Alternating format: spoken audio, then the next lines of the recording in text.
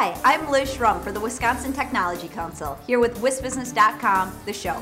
Brought to you by Grant Thornton, Whitehurst Beck Dudek, Madison Gas and Electric, and the University of Wisconsin at Milwaukee. On today's show, Tom Still, in his commentary, talks about the jobs paradox, nagging unemployment but plenty of openings for skilled workers. And the Wisconsin Realtors Association's Mike Theo sizes up the real estate market across Wisconsin. But first, here's the WisBusiness.com stock report for late October.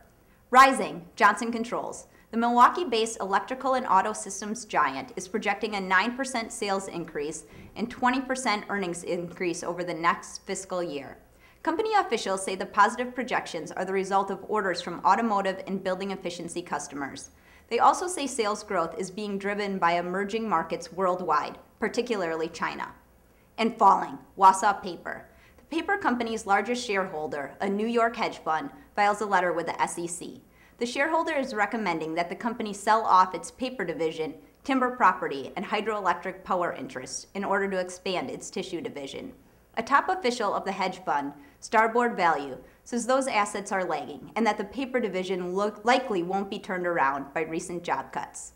That's the WisBusiness.com stock report. Go to WisBusiness.com for more on these and other stories. Tom Still is next with his Inside Wisconsin commentary. Please hold. Your call is very important. Does it seem like getting technical advice from business advisors can, well, take some time? At Grant Thornton, client access to partners has made them one of the largest accounting firms in the country. Grant Thornton.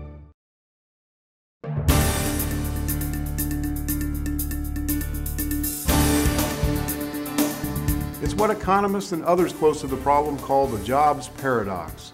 That's the notion that unemployment remains stubbornly high, at least by historic standards, yet employers are saying they can't find enough skilled workers. There's no single explanation for why that's happening in Wisconsin as well as across much of the United States, but a collection of reasons help to explain why companies nationwide cannot fill an estimated 600,000 jobs, even as unemployment rates hover just under 8% in Wisconsin and 9% nationally. Education is partly to blame. One report after another has warned that America's education system is failing to produce enough science, tech, engineering, and math graduates. That shortage may be finally catching up to the economy. Technical colleges and many high schools are trying to fill the gap, but too many graduating high school students don't see skilled trades and tech jobs as a career path. Parental biases about college degrees don't help either. Industry is partly to blame too. If you lay off people at the first whiff of an economic downturn or in favor of adding jobs overseas, people eventually get the hint and look for other ways to support themselves and their families. Industry can also do a better job of telling young people that today's production jobs are largely technology-based, well-paid, and clean. It's not your father's factory anymore.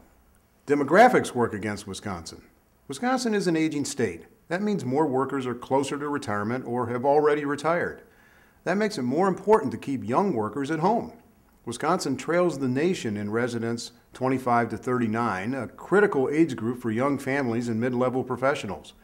With many attractive mid-sized communities and an affordable cost of living, Wisconsin should be a haven for young families, not a retirement home in the making.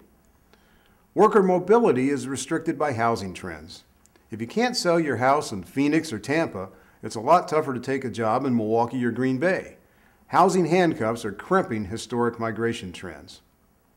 The world has changed, but some people won't accept it. Wisconsin must compete in national and global economies that put a premium on skilled workers who can communicate, solve problems, work as part of a team, and adapt to change. Workers who don't fit that description or decline to try will increasingly find themselves bypassed by opportunity. Also, policymakers who don't grasp the realities of the innovation economy shouldn't be surprised if their states, regions, or cities slip further behind.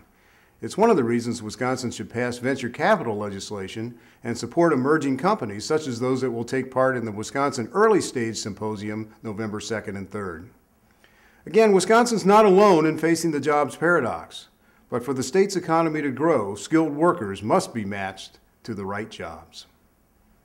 Thanks, Tom. I'll be right back with Mike Theo of the Wisconsin Realtors Association, a statewide professional group with 14,000 members.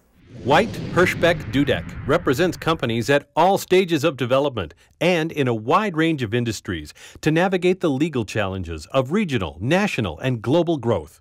At WHD, every stage takes center stage.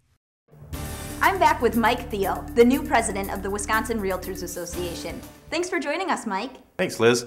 The Wisconsin real estate market was never Florida or Arizona in terms of its bottom, but it suffered nonetheless during the recession.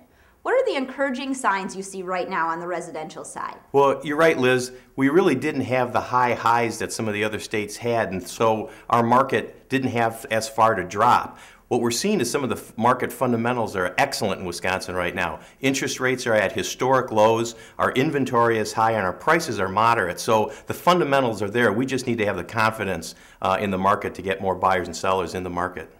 And any signs of strength in the commercial sector? There is signs, particularly in southeastern Wisconsin, where we see on the industrial side, due to some strength in the manufacturing sector, we're seeing absorption rates and vacancies come down. In the office area, it's not as strong as we'd like to see it, but people are extending leases and extending space in their leases rather than moving. But we're seeing signs. Capital is the issue right now, and we're hoping that as the macro market comes back, so too does the commercial market. Workforce development is a priority for Wisconsin, where employers report a number of unfilled jobs for people with the right skills. Part of the problem appears to be the lack of mobility in the housing market, especially in hard-hit states where housing values are down.